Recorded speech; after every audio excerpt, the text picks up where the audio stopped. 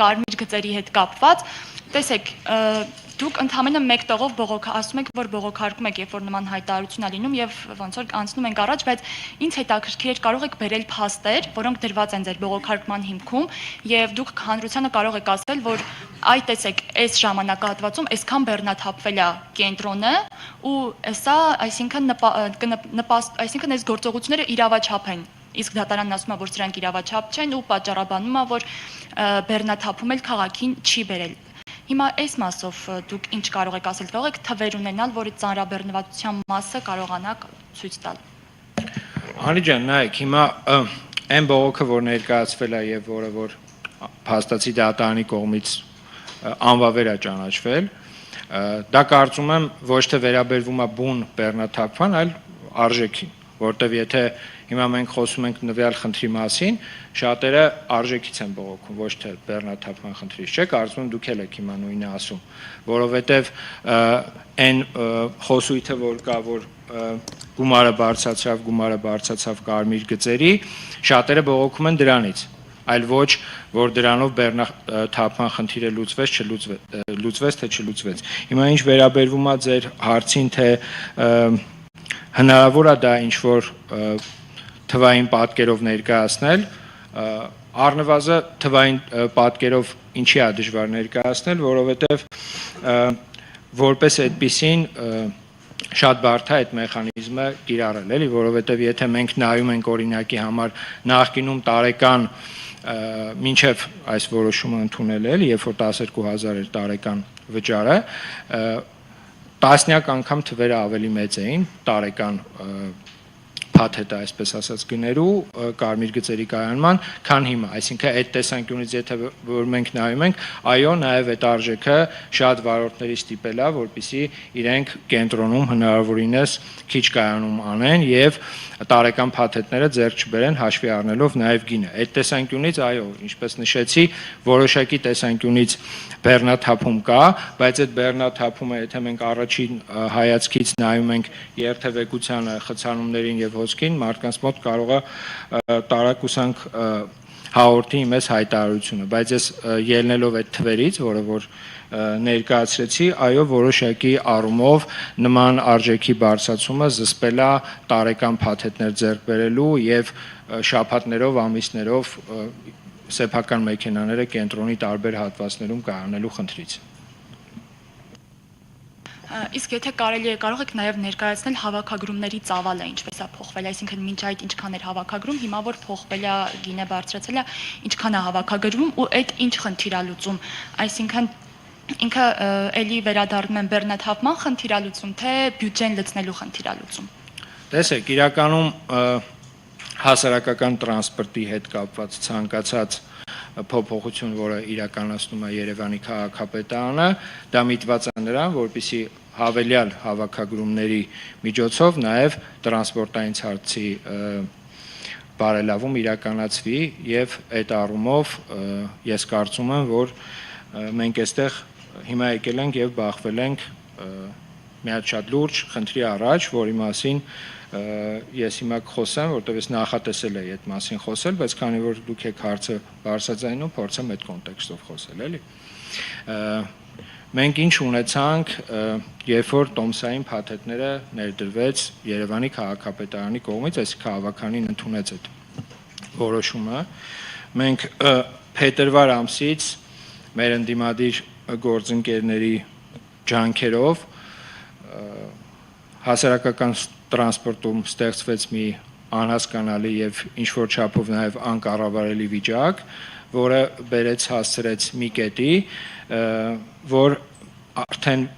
ներկայիս 5 ամիսների ընթացքում փաստացի Երևանի քաղաքապետարանի կողմից, այսինքն Երևանի ավտոբուս ՓԲ, մետրոպոլիտեն, նաեւ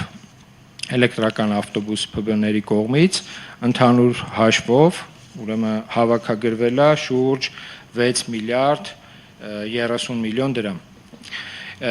Այս թվերը առաջին հայացքից ոչինչ չեն ասում, բայց հաշվի առնելով այն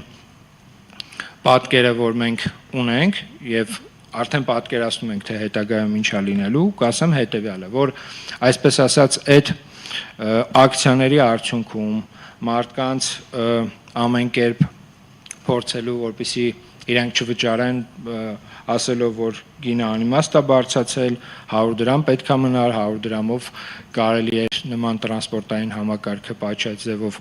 սպասարկել։ Մենք հիմա ունենք մի իրավիճակ, երբ որ այս տարի Երևանի քաղաքապետարանը նախատեսել էր եւ հայտարարել էր, որ ձեռք է բերելու շուրջ 45 տրոլեյբուս, նախորդ տարի 15-ն էինք ձեռք բերել, բանից պարզվում է, որ արդեն այդ 45-ից 30-ը առնվազն հնարավորություն չի լինելու առնել, որտեղ թեր հավաքագրումները բերել է նրան, որ այդ գումարը որպես այդպեսին չկա եւ հետեւապես այդ 30 նոր տրոլեյբուսները, որը որ պետքա լիներ 45-ի մեջ, արդեն 30-ը դուրս է եկել ցանկից։ Նման տեմպերով եթե շարունակվի հավաքագրումները, չի բացառվում, որ այդ 15 տրոլեյբուսն է Երևանի քաղաքապետարանը չկարողանա ձեռք բերի, ինչը մեր գործընկերներին, ընդդիմադիր գործընկերներին հերթական առիթ է իհարկե կտա ասելու, որ տեսեք, հայտարարեցին 45-ը, բայց ոչ այն 30-ը բերեցին, ոչ է 15-ն են կարողանալու բերել, բայց ուզում եմ հատուկ շեշտել, որ ցանկացած հայտարարություն, ցանկացած, այսպես ասած,